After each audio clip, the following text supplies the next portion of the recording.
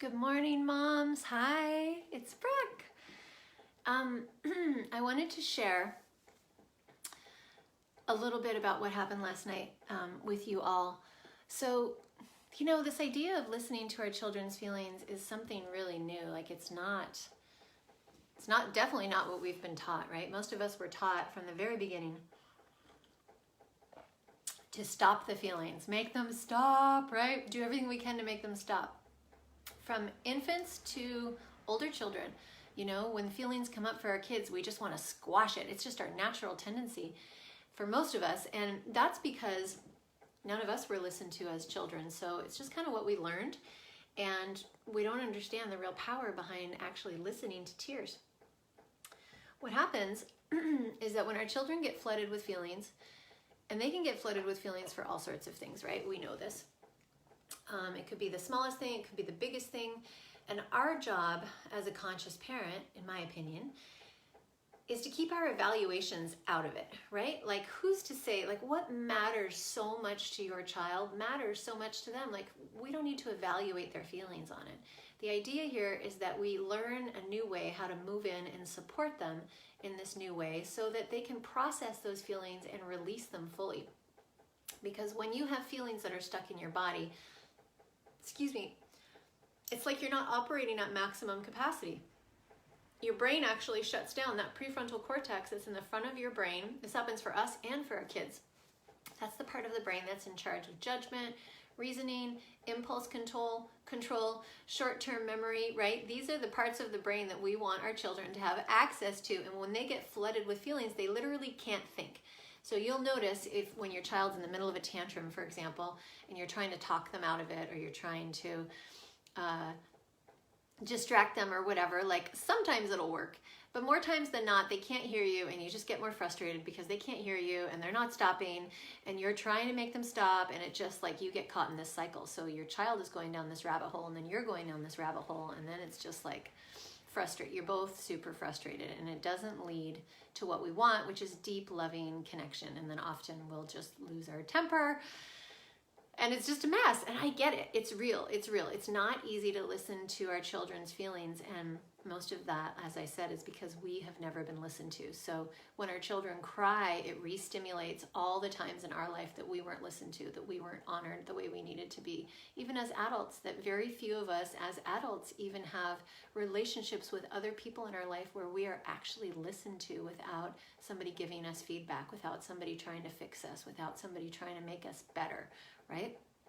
So last night, I want to tell you this little story. So I went away for the weekend to this big, amazing, expansive event. And when I came back, Sia was seemingly fine. She was totally happy. And then usually I know that it's the day after. It's usually 24 hours after I've returned that all the feelings come up from when she was missing me. So don't be alarmed. There's no linear time when it comes to our kids. They don't operate the same way we do, and time is different for them. So I pretty much know that 24 hours after is when like shit hits the fan with my daughter. And so it happened last night at bedtime. I was putting her to bed, and usually bedtime is just so easy for us, but she was just throwing a huge friggin' tantrum, like huge, and refusing to go to bed. And so sweet, like when you can move into the space of knowing like, oh, this is really about me being gone for the weekend and I really missed you too, honey. Like when you can move into that space instead of like knowing that there's something underneath it, right? This work is all about understanding our children from the inside out, understanding them from emotional intelligence perspective versus how most people would see it is like, oh, she's just being difficult. She's just trying to manipulate me. She's just trying to stay up later. She's just being a pain in the butt, right? Those are like the outside conditioning. But the inside conditioning is that she has a whole lot of feelings that have been built up from not having mom around for the weekend, and she needs to have a giant release, which is usually in the form of a great, big, amazing tantrum. And so I was ready for it. I was totally ready for it. I came home. I always come home expecting it, right? This is the thing. Come home and expect it. This is part of this work, is anticipating and expecting. And when you understand your children from this new perspective, you're ahead of it. You're like 1 or 2 steps ahead of them. That's the goal. And this is, when you really master these tools, it makes your life so much easier because in my brain, I'm like, okay, I know there's going to be a bunch of feelings that are going to come out, and I'm just going to be ready and available for whenever it's time. And it started with bed. So normally she just comes right in, but she ran from me and was like, no, I want to stay up later. And I was like, okay, here we go. So instead of calling across the room, hey, hey, hey, it's bedtime, I told you it's bedtime, I'm going to count to 3, all these things that most of us do.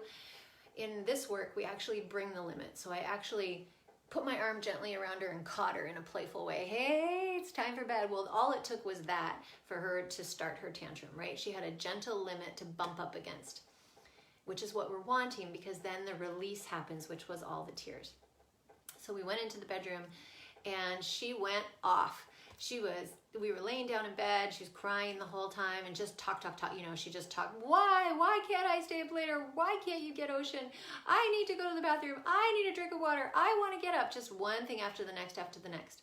And this is what they will do when they get into this full release mode or tantrum mode, is they will try to do everything to get themselves out of the feelings, right? That's what she's trying to do. She's trying to make the feelings go away. And they go into kind of fight or flight mode. So often your children will either really bump up against you, like my son used to get super aggressive, very, very aggressive. He'd go into fear and aggression. And my daughter usually would just bury her head. But last night was different. Last night she started kicking me. And then she started with all the insults. I hate you. I want to cut your head off. I wish you would just die. These are the things that she's saying. And I'm lying beside her and I'm like, oh yeah, I'm so sorry you're feeling so bad, honey. I'm right here. And that's all I say. I'm right here. I hear you. And really what I want is for her to express it. I want her to get all these feelings out. I don't take it personally. I know she doesn't want me to die. I know she loves me. This is not the time to discipline or let her know that it's not okay to speak like that, right? We do this in these moments because we get triggered, right? We get triggered from our own stuff or how we were treated. But this is just like, it's her, just think about it, it's all her feelings getting vomited out her mouth. And it would be really great if they could say, oh, Mom, I just really missed you over the weekend and I'm so glad you're back. But they can't. They can't in those moments because that prefrontal cortex is closed. They can't access it, they can't think straight, and they're just going to do whatever they can to release the feelings, and their body is actually doing the single most important thing that it can do, which is moving, shaking, crying. When children cry, they're releasing cortisol from their body, the stress hormone. So I know while I'm hanging in there with her, and just listening and giving her love and just being a container for all these feelings to pour out, that she's going to get to the other side of it. I know this. I've seen it over and over and over and over. Because I've been doing this work for a very long time with both my kids. And so I just kept holding the limit. No, honey, because it's time for bed. I'm not going to answer her questions, right? I'm not going to tell her why. She kept saying, but why? And I just bring the limit. Yeah, it's time for bed. It's just time for bed. I'm right here, sweetheart. It's just time for bed. And just bringing that gentle limit over and over and over so that she would cry and cry and cry and cry and cry and cry. This one was a pretty long one. It went on for at least maybe 15 minutes, which of course I know when you're listening to your children, it feels like an eternity. You're like, oh my God, get me out of here. But I promise you, if you're getting the same care and attention, and if you're getting somebody to listen to you, then you get to work through all of your own feelings about how hard it feels to listen to your child. Does this make sense? And then you get to a place where you absolutely can listen to them and it actually feels good to listen to them and you're like, oh, there's healing happening here. Because what happens is by the time they get to the other side of it, and this is exactly what happened, by the time she got to the end of it, she was like, Mom, I want to put my head on your shoulder. I'm like, okay. She puts her head on her shoulder and off she goes to sleep. And I knew, I was like, oh, let's just see how she wakes up in the morning. Well, she woke up just like beaming and laughing and so happy. The morning was so amazing. Everything was yes, everything was okay. Like she had regulated herself through these tantrums, through her tantrum, through the ability to fully express herself. And just imagine what that would have felt like as a child to have parents that could just not take it personally, be the anchor for you and listen to everything that needed to come out. Because it's not about us, right? We get to check our ego at the door. It's not about us. This is just a real new paradigm of understanding our children from the inside out. and it makes life so much easier. And had I squashed her last night or threatened her or told her to stop crying or like tried to contain those tears, those feelings just would have stayed lodged in here, and she would have woken up with them, or she would have woken up in the night.